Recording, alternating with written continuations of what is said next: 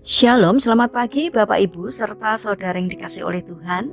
Kiranya berkat, damai sejahtera dan sukacita dari Tuhan Yesus Kristus senantiasa menyertai kita sekalian. Sebelum kita mendengarkan firman Tuhan dan renungan, marilah kita berdoa. Tuhan Allah Bapa yang Maha Baik, kami sungguh bersyukur atas kebaikan dan kemurahan-Mu, karena Engkau Tuhan yang selalu melindungi, menolong dan memberkati kami. Terima kasih atas setiap kebaikan-Mu ya Tuhan. Jika saat ini kami akan mendengarkan sabda firman-Mu, kami memohon Tuhan mengurapi kami dengan Roh Kudus-Mu, agar kami dapat mengerti dan memahami apa yang Tuhan sampaikan kepada kami. Bimbinglah kami, agar karakter kami semakin hari semakin bertumbuh menjadi lebih baik, sehingga semakin berkenan di hati Tuhan. Terima kasih Tuhan. Di dalam nama Tuhan Yesus Kristus kami berdoa. Amin. Bapak Ibu serta saudara yang dikasih oleh Tuhan, bacaan firman Tuhan saat ini diambil dari TB2, Kitab Kejadian pasal 27 ayat 41. Demikianlah sabda Tuhan.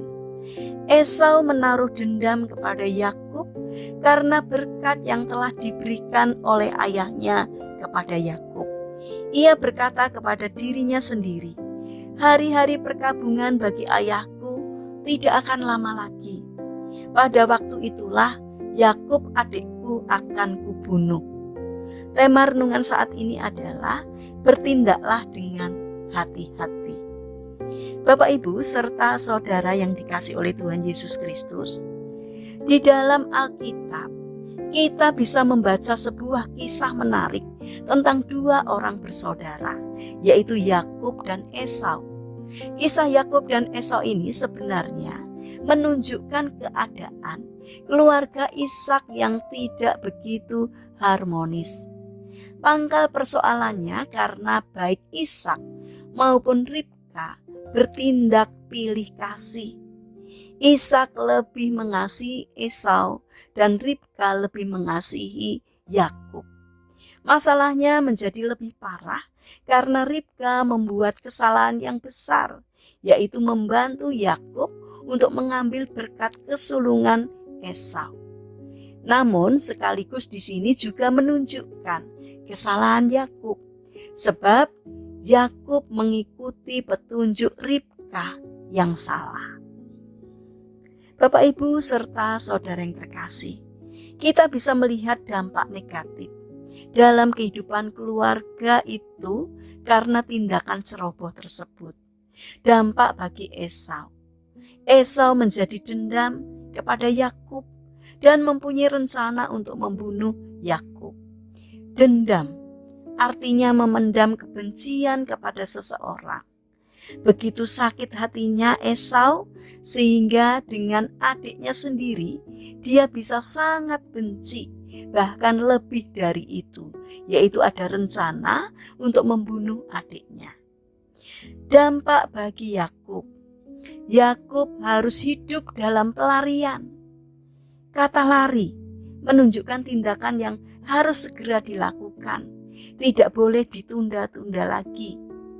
Memang tempat tujuan sudah jelas, yaitu ke Haran. Tetapi bukan berarti tempat yang nyaman bagi Yakub. Sebab pada kenyataannya, Yakub harus menerima perlakuan yang tidak menyenangkan dari Laban.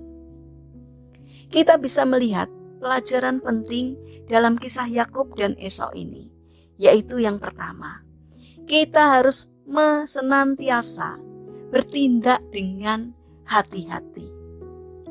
Jangan ceroboh dan asal menerima saja saran orang lain. Sekalipun ada saran dari orang-orang yang dekat dengan kita, bahkan mungkin dari keluarga kita. Namun jika saran tersebut untuk melakukan sesuatu yang tidak benar, kita harus menolaknya. Ingat, kita tidak boleh kompromi dengan ketidakbenaran. Sebab hal itu pasti akan berakibat buruk bagi kita dan bagi orang lain yang bersangkut paut dengan tindakan kita. Yang kedua, kita tidak boleh dendam. Betapapun sakitnya hati kita atas perlakuan orang lain, kita tetap tidak boleh dendam. Sebab tanpa kita sadari, dendam akan merugikan diri sendiri. Dendam akan menghilangkan kebahagiaan kita. Dendam juga akan mengganggu kehidupan kita, karena kita menjadi tidak tenang. Sementara orang yang membuat kita dendam itu tetap tenang-tenang saja. Mari kita bangun karakter untuk menjaga perbuatan kita agar tetap memilih jalan yang benar, tidak menyimpang dari jalan Tuhan. Mari kita berdoa.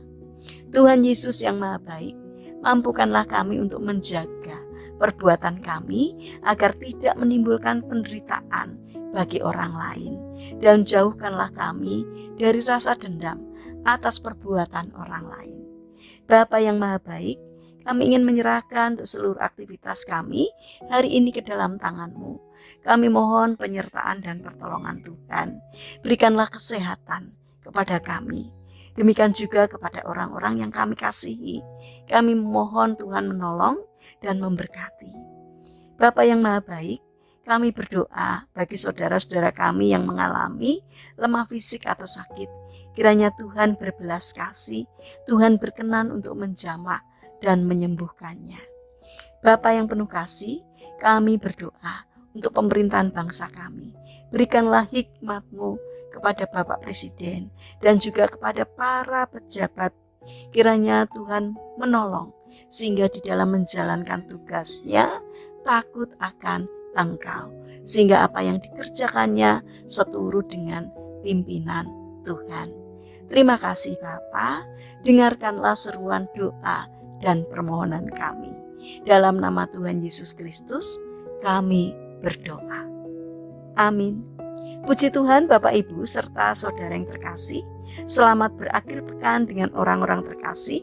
Kiranya firman Tuhan dan renungan hari ini dapat menjadi berkat bagi kita semua. Haleluya.